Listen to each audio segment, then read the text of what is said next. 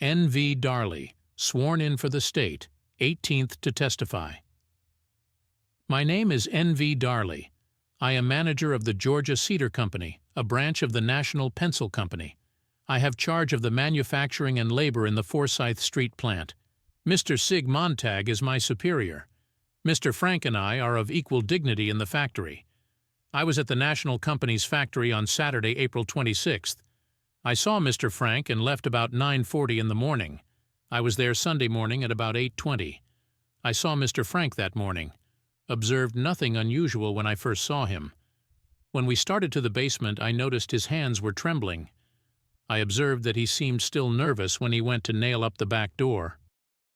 When we started down to nail up the back door, he made some remark about having on new clothes or some more clothes, and he pulled his coat off to keep it from getting soiled. When we left the station house and started towards Bloomfields, he told me why he was nervous. He said that he had not had breakfast and didn't get any coffee, and that they had rushed him by Bloomfields, carried him in a dark room and turned the light on, and he saw the girl instantly, and that was why he was nervous. The elevator was unlocked. I don't know where the key was. Newt Lee seemed to be thoroughly composed. Mr. Frank stated to me in the basement that he thought that the murder was committed in the basement. Mr. Frank stated that it looked easy for the staple to be pulled out, and I agreed with him, because the staple looked black, and it looked to me as if it had been pulled out before. On Monday, Mr. Frank explained again why he was nervous Sunday morning. I heard him speak of the murder numerous times. When we started down the elevator, Mr. Frank was nervous, shaking all over. I can't say positively as to whether his whole body was shaking or not, but he was shaking. Newt Lee seemed to be composed when I saw him at the factory. Mr. Frank could have driven the nails in the back door, but I thought I could do it with more ease. Mr. Frank looked pale Sunday morning. I think he seemed upset, but he did some things around the factory there that a man who was completely upset could not have done, I don't think. When riding down to the police station from the pencil factory, Mr. Frank was on my knee. He was trembling. I saw the financial sheet on Mr. Frank's desk. Mr. Frank picked it up in his hand. Gantt was at the factory 3 or 4 times after he was discharged. My recollection is that Frank said something about the financial sheet on Sunday. It was on May 3rd that Mr. Haas, the insurance man, asked that the factory be cleaned upon the Malsby side and on the other side. When my attention was called to it, I noticed something that looked like blood with something white over it at the ladies' dressing room on Monday morning. Cross-examination. Mr. Quinn called my attention to the blood spots. Barrett called Quinn's attention to it. Barrett showed me some hair on a lever of the lathe. It was 20 or 30 feet from Mary Fagan's machine on the north side of the room. There were no blood spots on it. I don't think anybody could answer how many strands of hair Barrett found. They were wound around the lever. I don't think there were over 6 or 8 at the outside. It was pretty hard to tell the color. It is my understanding that Barrett has been doing most of the discovering done in the building. He has lost quite some time since the murder, and buys quite some extras and reads them. The white stuff practically hid the spots. It looked like there had been an attempt to hide them, but you could see the spots. It looked like the man who tried to hide them, if anybody did, made a smearing motion and left the spots showing. I saw no blood spots on Mary Fagan's machine. There are hundreds of pay envelopes distributed every week in the factory. The rule is that if a person goes outside of the factory and finds an envelope short, we do not correct it. As the pay envelopes are distributed, they take them and tear them off, just like this one. The employees take the money out and scatter the envelopes all over the factory. On the second floor, where the metal room is the main place where you find the pay envelopes. I was present on Sunday morning when the time slip was taken out. I was looking over Mr. Frank's shoulder. Mr. Frank run it down the number side. This time slip, Defendant's Exhibit I, looks like the one. Mr. Frank looked down the number side and said it was all right, and I verified it. I didn't notice between 9:32 and 10:29 if there was any punch, or between 11:04 and 12, or between 2:03 and 3:01. I identify this, Exhibit I Defendant, by the numbers 6:01 and 6:32. I look over the financial sheets every Saturday afternoon. The factory week runs from Friday morning till Thursday night. The financial sheet is usually completed about 5:30 Saturday afternoon. The financial sheet shows the week's operation of the factory, the production of the factory, the different kinds of pencils that were produced. There are perhaps 75 or 80 different kinds, besides the special imprint pencils. Mr. Frank had to get all the data from the various departments of the factory, particularly the packing room. The cost of production was estimated most of the time as to the merchandise. The other things were real figures. Merchandise is bought by the month, and he had to figure it up at the end of the month to get the average. To arrive at the profit that was made during the week, he took the actual value of the pencil and the amount of expenses that was paid out for material, labor, etc. He had to get all the data, all the reports, and make all those calculations. It usually took him from about 2:30 or 3 o'clock on Saturday until 5:30, and sometimes later. This financial sheet, Defendant's Exhibit 2, is in Frank's handwriting and is the one I saw on his desk Sunday morning. I left the factory at 9:40 and he hadn't started the financial sheet then. He usually started the financial sheet from 2:30 to 3 o'clock. I am familiar with Frank's handwriting. All of this financial sheet is in his handwriting. To get the figures 2,765.5, net 2,719.5, under material cost, he had to look at how many labels had been used, how many boxes, whether they were carton or plain ones, partition, rubbers, amount of lead used and amount of slate used. He got the reports that gave him that data from the different departments of the factory. To arrive at that result is quite a calculation. It is my opinion that it took a skillful, clear-headed man to calculate that. Yes, I am familiar with the elements that enter into that calculation. To arrive at the net results of the figures just named, you have to get the amount of rubbers, tips, lead, wrappers, labels, boxes, whether carton or plain boxes, partition, whether it is cheap or good lead. The 2,765.5 means 2,765.5 gross. Further on down, you find the different items that make up that figure under the head of wrappers, leads, tips, etc. The next figure is under rubber, 720 gross at 61/2C. Those figures come from the plugging department, or he can get them from the goods as they are delivered to the packing room. By knowing the styles and numbers, you can tell whether it is a tipped or untipped pencil. You get that from the shipping room and the other from the metal room. He arrives at the figures on the reports turned in. It requires a good deal of calculation, mostly multiplying. The next figure is under tips, 13.74 gross at 10 cents. He gets that from the packing room. The 10 cents means what the tips cost to produce. That's a stipulated price. The next heading is lead, 747 gross at 15C, and 1955 gross at 10 cents. He has to go through these reports the same way, except he doesn't have to work the cost of that. It's taken care of in the account. He has to arrive at the number of gross, but the cost is fixed. The next item is supplied at 5C per gross, boxes 3,771 at 2C, assortment boxes 279 at 10C, wrappers 2535 at LC. He gets those reports from the boxes of pencils in the packing room. He gets the reports as to the rubbers and the labels from the packing room. The cost per gross is fixed, but he has to figure out the quantity. The next item is assortment boxes, wrappers, skeletons. The next item, cartons. The next item is payroll, Bell Street. The next, slats from the slat mills. As the slats are delivered from the slat mill, a report comes with it, and those reports are taken at the end of the week and added up. There are about 5 of those shipments during the week. He has to take the data that accompanies each shipment and adds all that up at the end of the week. The next item is pencils packed, top of sheet. There are 24 itemized here, and the word jobs implies I don't know how many different kind of jobs. There are 24 different kind of pencils. He puts them there as having been produced that week.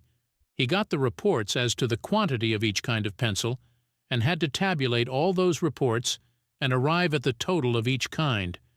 No, I don't think he had to figure out the cost of production of each kind, but he figures the quantity of each kind of pencil and shows its value on the sheet. Starnes and Black and Anderson and Dobbs were there on Sunday morning. We went all over the factory. I don't remember about hearing of any blood being found on Sunday at all. There was a great deal of excitement there that morning. We see spots all over the factory floor. We have varnish spots, and people get their fingers cut. We have every color spots you can think of. I have been working in factories for 24 years. It is a frequent occurrence in establishments where a large number of ladies work that you will see blood spots around dressing rooms. I have seen them a good many times. I have seen it at this factory. Mr. Frank had on a brown suit on Saturday and Monday. On Sunday he had a different suit on. I never noticed any scratches, marks, or bruises on Mr. Frank on Sunday. There was a little girl in Mr. Frank's office on Saturday morning by the name of Miss Mattie Smith, and her sister-in-law's time was wrong, and Mr. Frank told her to wait a few minutes and he would straighten it out for her. She had been paid $3, 10 too much, and she gave me back the money when she found it was wrong, and I gave it to Mr. Frank, and he said he was glad because it balanced his cash. She then started out of the factory and got to the stairway, and she came back again and said that her time was wrong the other way, and I said, "Little girl, will it do all right to straighten it Monday?" And she said, "Yes." I then asked her how was her father, and she said, "My father is dying, I think." Then she spoke to me about getting some assistance from the office for burial expenses, and she commenced to cry, and I walked down the steps with her to the front door. That was about 9:20. Mr. Frank stayed at the factory until 9:40, when we left together. We went on up to the corner of Hunter and Forsyth, took a drink of soda water at Crookshank's at the corner of Forsyth and Hunter. He left me then and started towards Montag's. That's the last I saw of him until Sunday morning.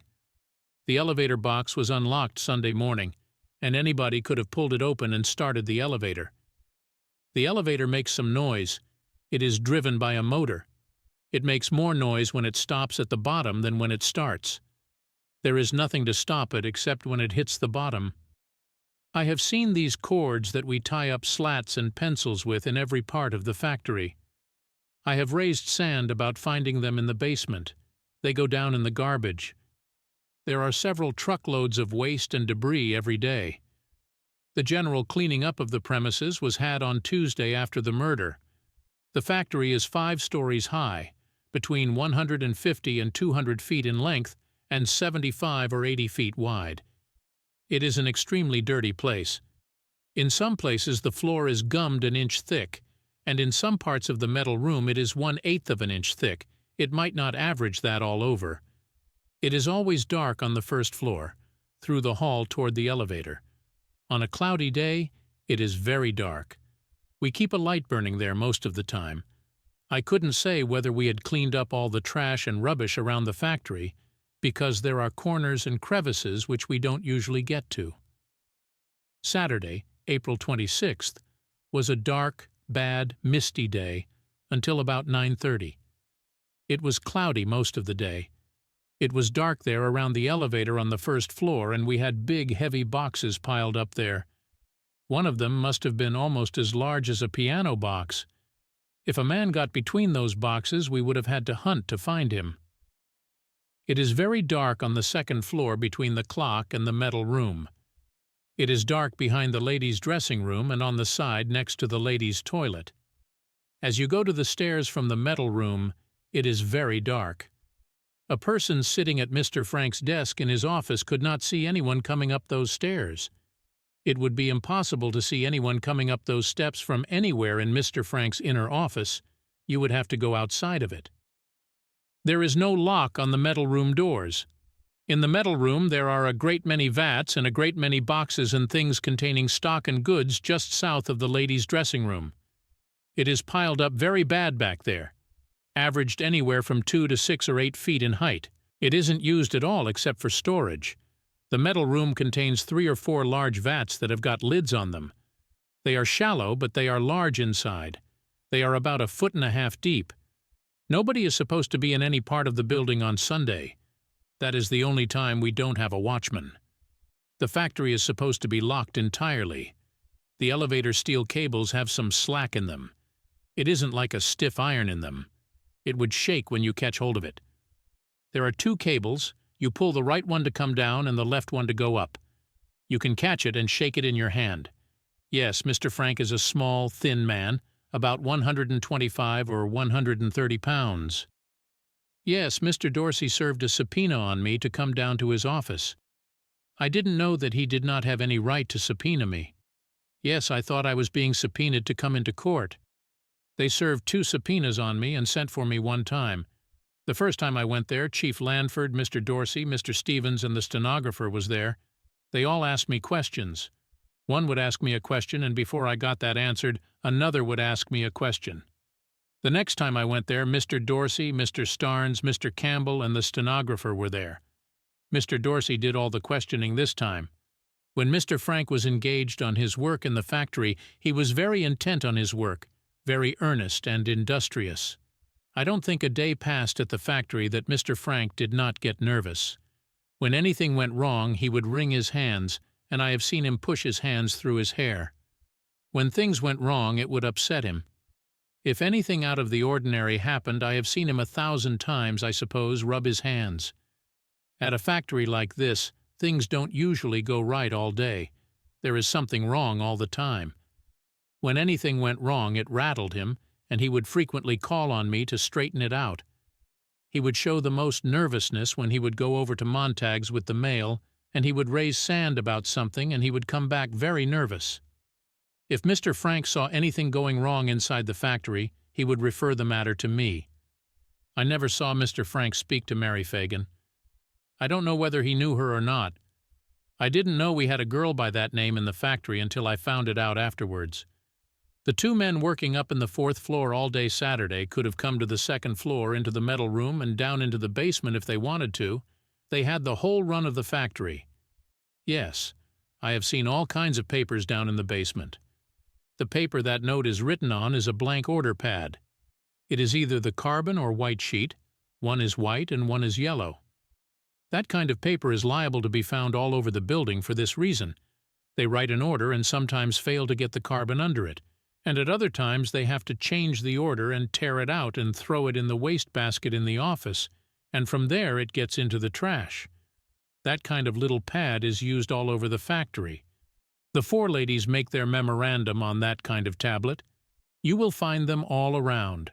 It is one of the biggest wastes around the place. They are all over the building, and any man that worked around the factory or ran the elevator or swept up the different floors would be more likely to come across them than anyone else, because they are thrown on the floor. There was an order to keep the clock door locked, but on this occasion the key was lost and the clock door was open. When I got there Sunday morning, the clock door was unlocked. Mr. Frank could not have unlocked it because the key was lost. With the clock door unlocked, anyone who understands the clock could have punched for all night in 5 or 10 minutes. I made the same mistake Mr. Frank made in thinking that all the punches had been made all right. I looked over the factory at noon today and compared it with some points on this picture, Exhibit A for State. This big space in the cellar appears to be short. Those steps in the cellar are much longer in reality. The platform itself is about 15 feet long, and the incline is 17 feet, making 32 feet the length of it. The distance between the walls of Mr. Frank's office and the elevator shaft is 5 feet to 5.5 inches.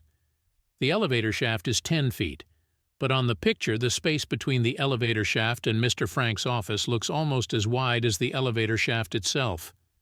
One is 10 feet and the other is 5.5. As to what occasions I recall seeing Mr. Frank nervous, I recall once that he came in one afternoon on a streetcar when it ran over a little child. He came in about 2:30, and he couldn't work any more on his books until 4:15. He trembled just as much on that occasion as he did on the Sunday after Mary Fagan was killed. Another time I remember when I went over to the main factory, and he and Mr. Montag had a fuss on the 4th floor. Mr. Montag hollered at him considerably, and he was very nervous the rest of the evening. He shook and trembled. He says, "Mr. Darley, I just can't work." and some of the boys told me he took some spirits of ammonia for his nerves. Everybody was excited in the factory that morning after Mary Fagan was killed. Starnes and Black and Rogers were there, and it seems like they were all excited. Looked like everybody was worried. As to another mistake in the picture, states Exhibit A, the bottom of the ladder in the basement is much closer to the elevator than what is shown on the picture. It is about 6 feet. On the picture it looks to be about 10 feet, and the toilet in the basement is closer to the wall than the picture shows. It is right up against the wall. The picture doesn't show the Clark Woodenware partition back of the elevator. The door to the Clark Woodenware Company also is closer to the elevator than the picture shows. On the stairs from the first to the second floor, there are double doors instead of single doors as shown on the picture. The picture shows up Frank's inner office a good deal larger than the other office. As a matter of fact, the outer office is larger. The outer office is 12 feet 4 inches wide. The inner office 10 feet 3. The picture shows a great big wide place for a door between the inside office and the outside office, making it look like a double door. That is a representation to show a full view from Frank's desk into the hall. As a matter of fact, it is a single door, standard size.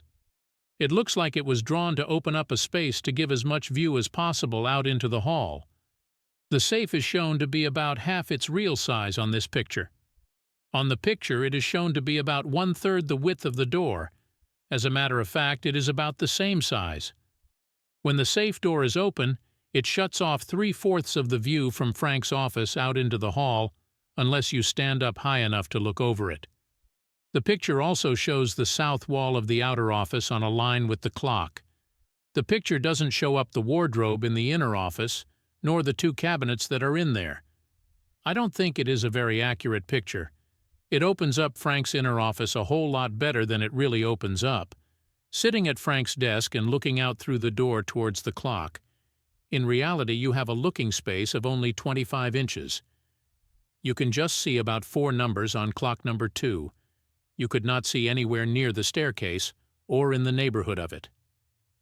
Direct examination. I felt nervous from the time they told me the girl was dead, until I left the building.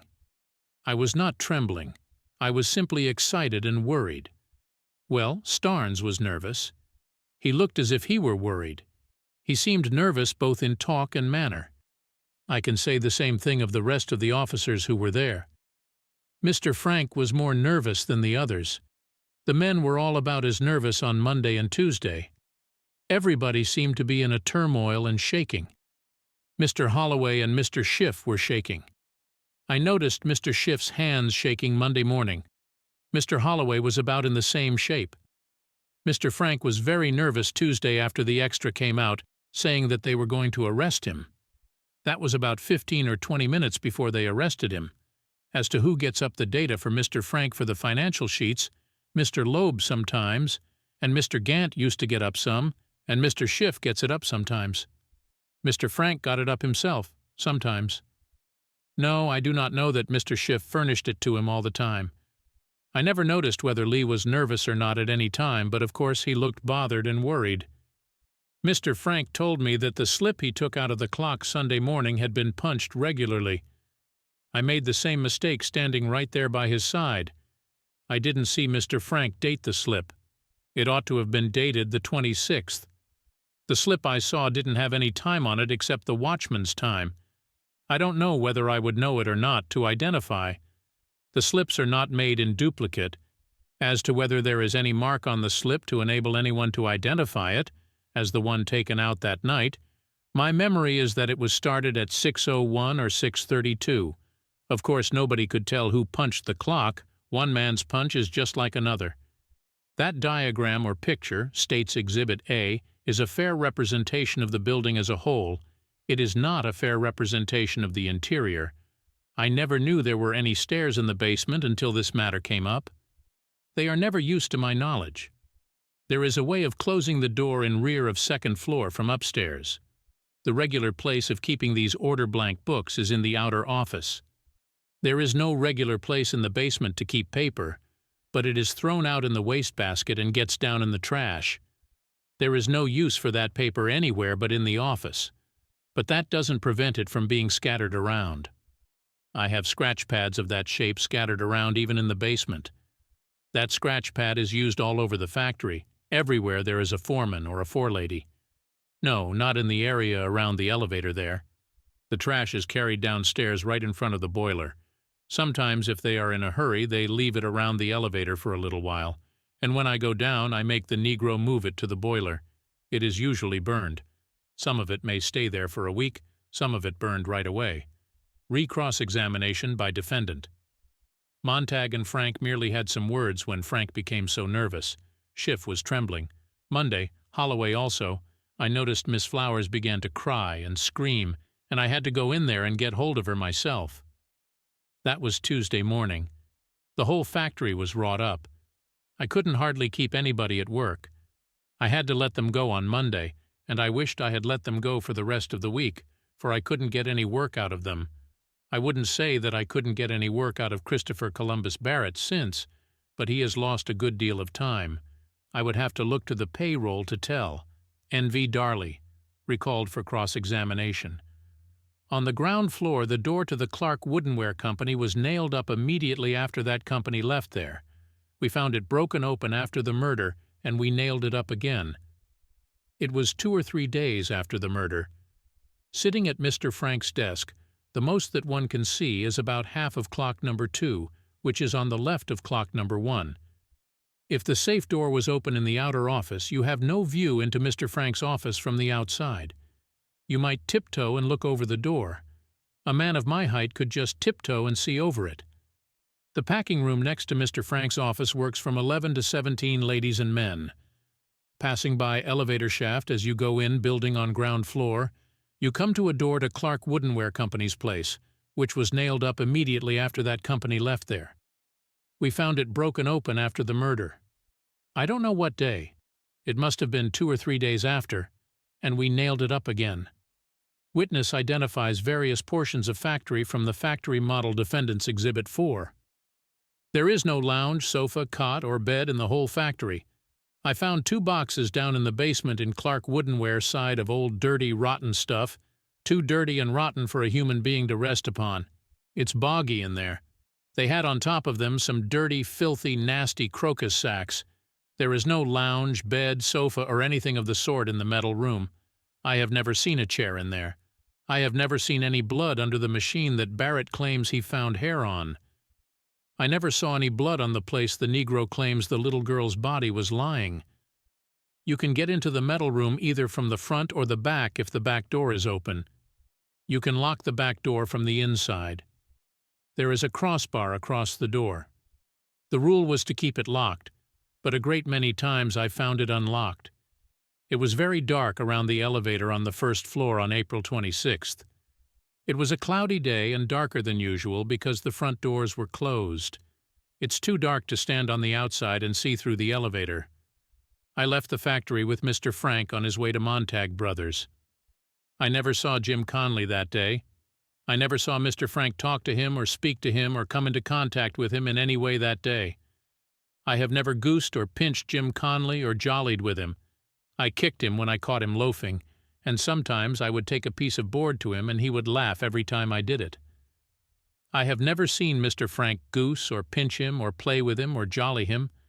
No, I never knew Daisy Hopkins. I have never seen Dalton until this morning. From June 1912 until January 1913, I left the factory at 12 o'clock on Saturdays and usually came back between 5 and 6. I did that most every Saturday during the 2 years that I have been there. I may have missed sometimes, but not many. Only on one occasion do I recall that Mr. Frank said he would not be there on Saturday afternoon. I would visit the factory every Saturday afternoon between 5 and 6 to find out how the financial was for the week. I found Mr. Frank in his office on every occasion except the one I have mentioned above. Mr. Schiff would help him on the financial. A few Saturdays I have gone there, and Mr. Schiff was not there. He may have been on his vacation. I hire and discharge all the help. I came in contact with the help 90% more than Mr. Frank.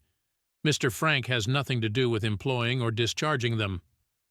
On Saturday, Holloway is supposed to leave the factory at 4 o'clock, and the night watchman comes on. We had no Negro night watchman there last September, as stated by Mr. Dalton. Our night watchman was Mr. Kendricks, a white man. The first time we ever hired a Negro night watchman was 3 weeks before the murder. As to who else stayed at the factory on Saturday afternoons, usually the office boy, sometimes the stenographer Walter Pride, who cleans up the 3rd floor. I have never known any other time but Saturday that the financial sheet was worked on, except possibly a holiday. I saw Conley on Monday.